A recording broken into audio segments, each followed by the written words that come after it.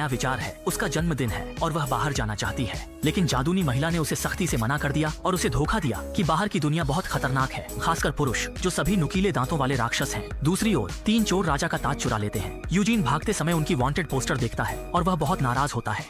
वे मेरी नाक को सही से नहीं पकड़ सकते। हालांकि पीछा किए जाने से बचने के लिए वह अस्थायी रूप से छिपने के लिए टावर पर चढ़ गया।